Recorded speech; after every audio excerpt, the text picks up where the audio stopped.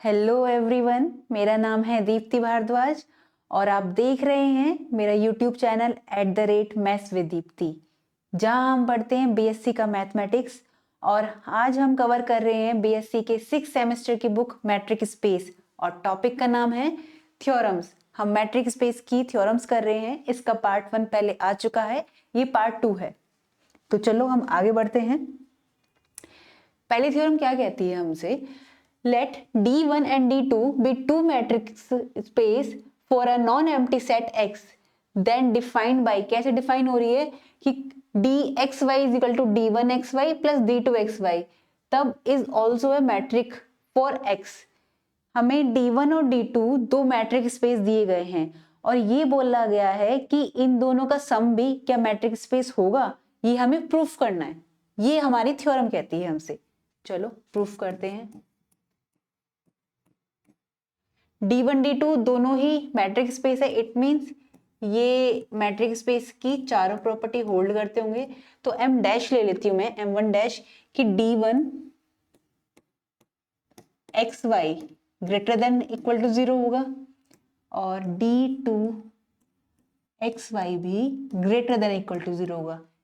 क्यों होगा? क्योंकि D1 D2 बोला गया है हमसे थ्योरम में ही कि ये मैट्रिक स्पेस है, तो चारों प्रॉपर्टी होल्ड करेगा। तो M2 डैश लगाएंगे हम कि क्या थी वो सेकंड प्रॉपर्टी हमारी कि D1 XY इक्वल टू 0 होगा। कब? If and only if x is equal to y पर, और D2 XY इक्वल टू 0 होगा if and only if x is equal to y। ये सेकंड प्रॉपर्टी के अकॉर्डिंग आया। अब मैट्रिक स्पेस की थर्ड प्रॉपर्टी क्या कहती थी, जिसे हम सिमेट्रिक प्रॉपर्टी भी बोलते हैं कि D1 XY इक्वल टू होगा D1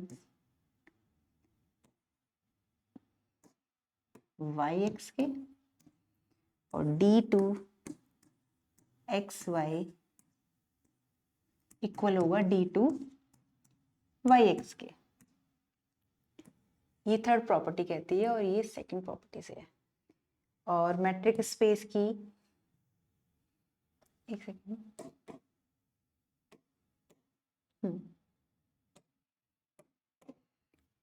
ये थर्ड प्रॉपर्टी है और ये फोर्थ प्रॉपर्टी से है।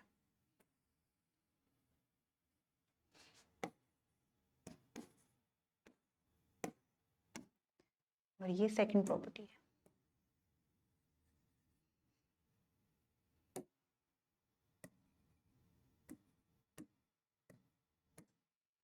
तो फोर्थ प्रॉपर्टी क्या कहती है कि D1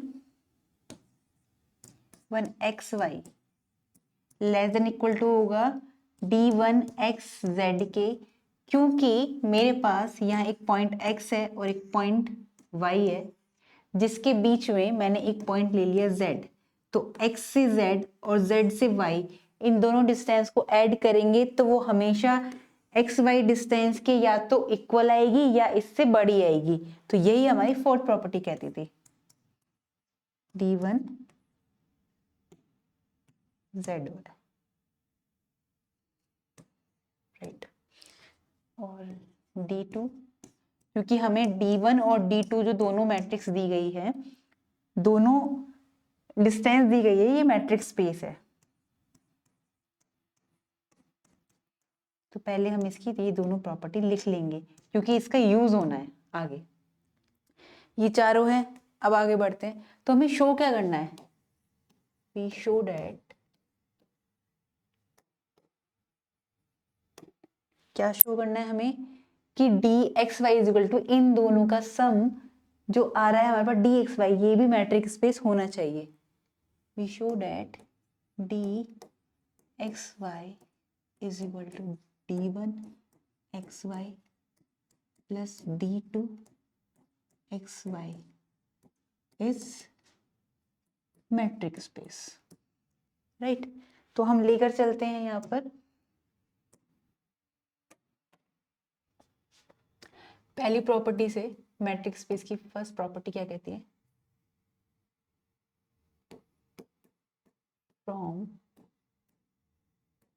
m1 dash, m1 dash क्या कहती है कि d1 xy greater than equal to 0 है और d2 xy greater than equal to 0 है। तब क्या होगा कि d1 xy greater than equal to 0 and d2 xy greater than equal to 0 है।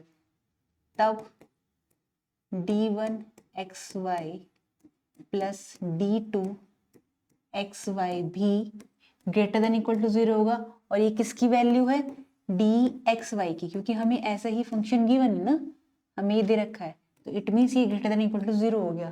तो हमारी मैट्रिक की फर्स्ट प्रॉपर्टी प्रूफ हो गई यहाँ पर। अब from second, from m2 dash क्या कहता है m2 डैश हमारा कि d1 xy is equal to 0 है if and only if x is equal to y, और d2 xy equal to 0 if and only if x is equal to y।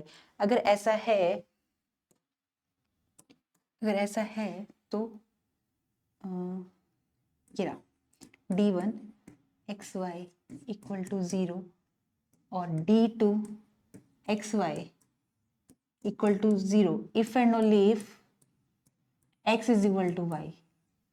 Then तो इससे क्या इंप्लाइज होता है कि जो d1 xy plus d2 xy है, अगर इसे इक्वल टू 0 लेके चलेंगे तो if and only if x is equal to y आएगा।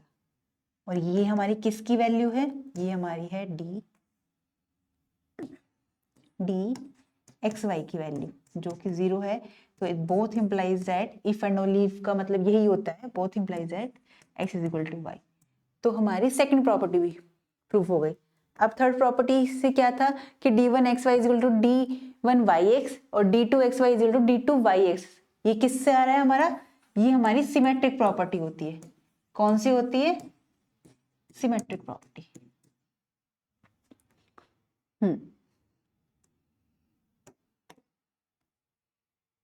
थर्ड पेज पे लेंगे। ओके। तो फ्रॉम m3 डैश क्या थी? m3 डैश हमारी कि अगर इन दोनों का सम लें हम d1 xy plus d2 xy, तो d1 को क्या लिख सकते हैं मैं? d1 yx plus d2 yx from matrix m3 dash से। तो ये किसकी वैल्यू है मेरे पास? ये वैल्यू आती है मेरी dyx के बराबर। तो इट मीन्स यहां से क्या प्रूफ होता है? मैं यहां लिख रही हूं,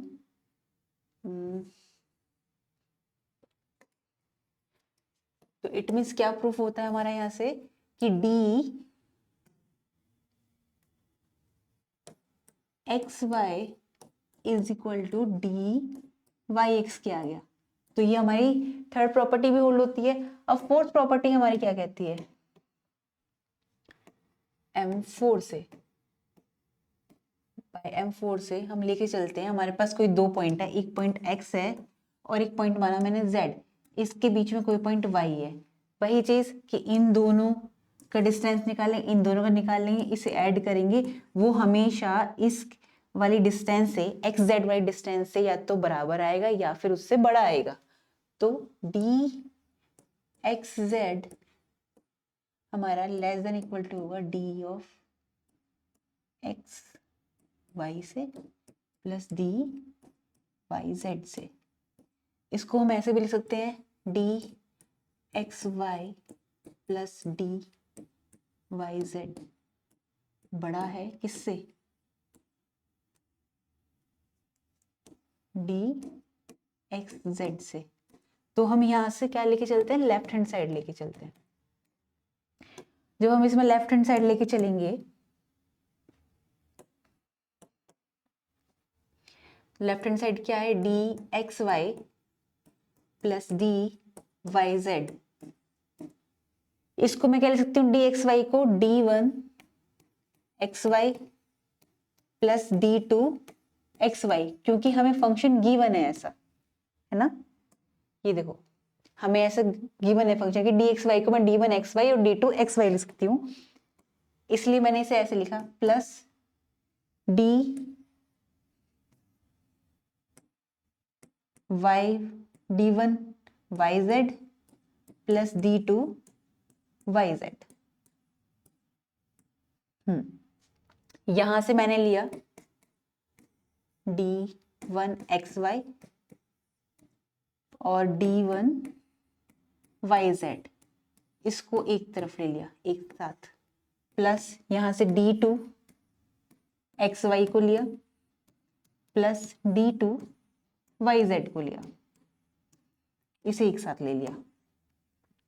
ये हमारा क्या बना? अब अगर हम यहां से देखें तो ये ग्रेटर देन होगा किससे?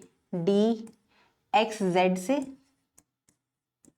According to this equation. ये से मैं 1 मान लेती हूँ, प्लस ये भी इसी तरह से, और ये D2XZ आ जाएगा। कैसे? By equation first. और ये किससे बड़ा आ गया? ये D(XZ) हो गया, क्योंकि ये ऐसे फंक्शन डिफाइन है D1XZ प्लस D2XZ। तो हमने ये प्रूफ कर दिया कि हाँ ये राइट हैंड साइड आ गई हमारी। इट मीन्स यहां से क्या निकल कर आता है हमारा? यहां लिख देती हूँ मैं कि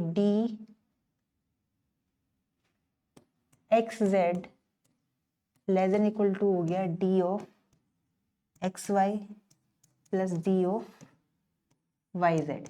ये हमारी फोर्थ प्रॉपर्टी भी प्रूफ हो गई। तो इट मीन्स यहां से क्या पता चलता है हमें कि अगर हमें कोई भी दो मैट्रिक्स दी गई है D1 और D2, और वो दोनों मैट्रिक्स का हम सम लेते हैं तो वो भी हमारा मैट्रिक्स स्पेस ही आएगा। यहाँ हमने दो लिए, हम दो से ज्यादा भी ले सकते हैं तो भी उनका सम हमारा मैट्रिक्स स्पेस ही आएगा। अब हमारी नेक्स्ट थ्योरम क्या कहती है? लेट, ये इंपॉर्टेंट है ये थ्योरम, तो इसलिए फोकस आपका यहाँ होना चाहिए। क्या कहते हैं ये? Let XD be a matrix space, and हमारे पास ये मैट्रिक्स स्पेस डिफाइन है कुछ इस तरीके से, ये दे रखा है कि D*XY is equal to minimum of 1 और DXY, then D is a metric for X। तो हमें ये शो करना है कि ये भी मैट्रिक स्पेस होगा D स्टार। D तो है हमारे पास, पर D स्टार भी दिखाना है। तो पहली प्रॉपर्टी क्या कहती है मैट्रिक स्पेस की हमारी?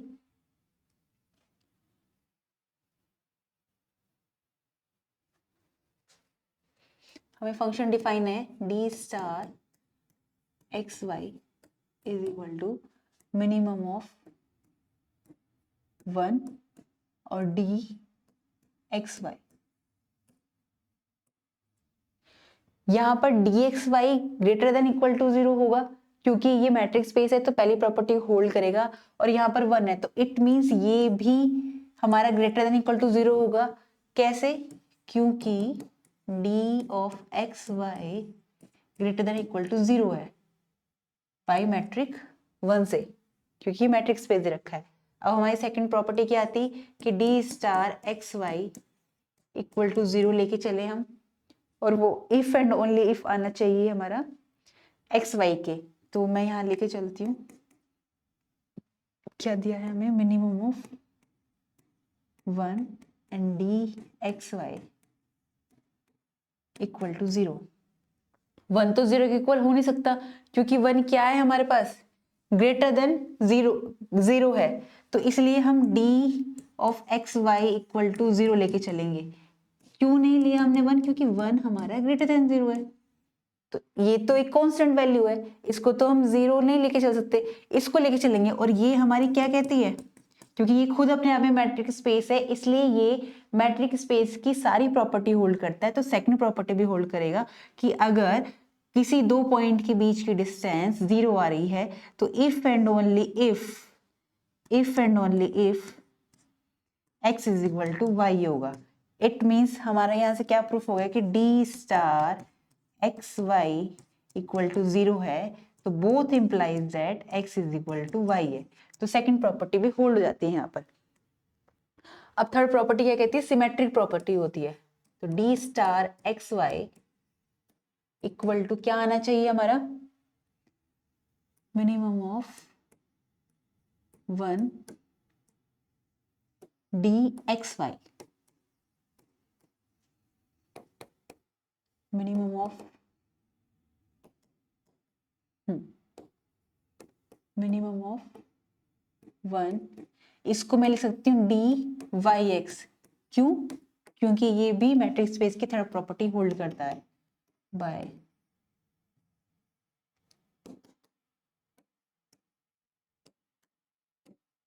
क्योंकि ये खुद अपने आप में मैट्रिक्स स्पेस है।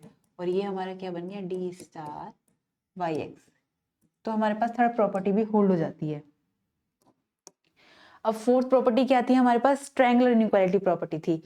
तो यहां से हमने एक चीज देखी इस वाली से कि d star x y is equal to d y x आया है, या मैं इसको इस तरह से लिख सकती हूँ कि पहले एक स्टेप और आता है यहां पर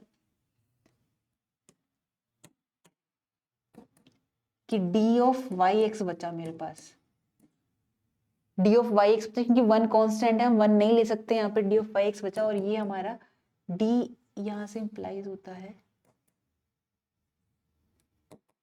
कि डी स्टार वाई एक्स के आ गए। तो यहां से मैंने एक बात देखी कि मुझे मिला d star x y is equal to d of y x, और क्योंकि सिमेट्रिक है अपने आप में तो ये आ जाएगा डी ऑफ एक्स वाई। और जब ऐसा है तो इट मीन्स मैं कह सकती हूँ कि डी स्टार एक्स जेड मेरा डी एक्स जेड के बराबर होगा, और डी स्टार एक्स वाई हो गया, एक्स जेड हो गया, जेड वाई भी मेरा डी ऑफ जेड वाई के आएगा, क्योंकि हमने यहां से प्रूफ करा है। अब फोर्थ प्रॉपर्टी हमें प्रूफ करनी है, और फोर्थ प्रॉपर्टी क्या कहती है हमारी, हमारे पास जो फंक्शन डिफाइन था वो एम डी एक्स में था। अगर मैं यहाँ पर 1 लेकर चलूं तो ये वाली प्रॉपर्टी फोर्थ प्रॉपर्टी हमारी अपने आप होल्ड हो जाती है। क्या है फोर्थ प्रॉपर्टी हमारी, कि हमें ट्रायंगुलर इनइक्वालिटी दिखानी है। क्या दिखानी है हमें, ट्रायंगुलर इनइक्वालिटी दिखानी है। और क्या कहती है triangular inequality, d of x y less than is equal to d of x z plus d of z y आना चाहिए। अगर मैं यहाँ पर 1 लेकर चलूं वैल्यू कि मिनिमम वैल्यू 1 है और डी एक्स वाई 1 से छोटा है या 1 से बड़ा है, तो 1 लेकर चलूंगी अगर मैं, यानी x मिनिमम वैल्यू 1 लेकर चलूँ, यहाँ पर आएगा 1 और इसकी वैल्यू भी 1 आएगी और इसकी वैल्यू भी 1 आएगी। तो 1 और 1 आगे मेरे पास 2, और 2 ग्रेटर देन होता है हमारा 1 से, तो इट मीन्स 1 के लिए तो ये कंडीशन सेटिस्फाई हो रही है। अब हम लेके चल रहे हैं डी एक्स वाई के लिए। अगर हम डी एक्स वाई के लिए लेके चलेंगे तो मैंने लिया डी स्टार, नेक्स्ट से स्टार्ट करते हैं,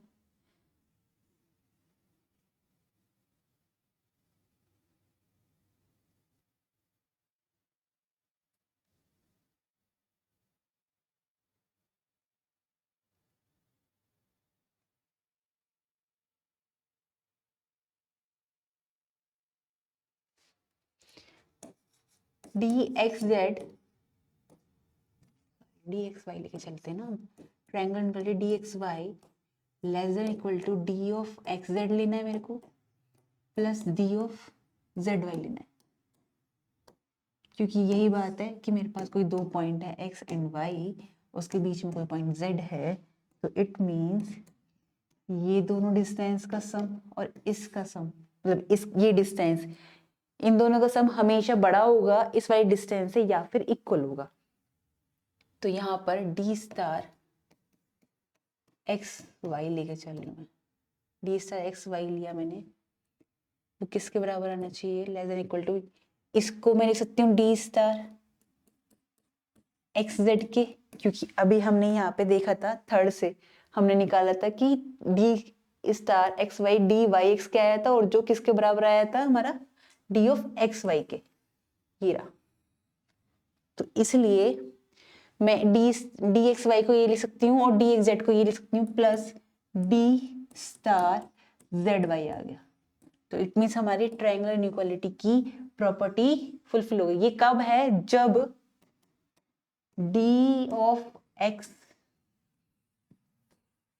ये कब हो सकता है? जब d of x z does not equal to 1 होगी और d of z y does not equal to 1 होगी। क्योंकि 1 के लिए हमने वहां प्रूफ कर दिया था कि वो 1 के लिए प्रूफ हो गया था कि यहाँ पे दो आ गया था राइट हैंड साइड में और लेफ्ट हैंड साइड में 1 था, तो वो 2 हमेशा ग्रेटर देन होगा 1 से, और ये हमने लिया है जब 1 के इक्वल नहीं है ये। तो इट मीन्स हमने ये देखा कि जो हमें फंक्शन दे रखा था, नहीं जो डिफाइन था मैट्रिक्स पे, जो डिफाइन थी हमारे पास डी डिस्टेंस की डेफिनेशन जो डिफाइन थी मिनिमम 1 dxy, वो हमारा मैट्रिक्स स्पेस है या नहीं, ये हमें प्रूफ करना था और हमने ये प्रूफ कर दिया कि वो चारों प्रॉपर्टी होल्ड करता है। इट मींस ये दिया गया फंक्शन हमारा मैट्रिक्स स्पेस है। आज की क्लास में आई होप आपको सब कुछ समझ आया होगा, और अगर कोई भी डाउट रह जाता है आपका तो आप कमेंट सेक्शन में मुझसे पूछ सकते हैं। तब तक के लिए खुश रहिए, पढ़ते रहिए, स्वस्थ रहिए। नमस्कार।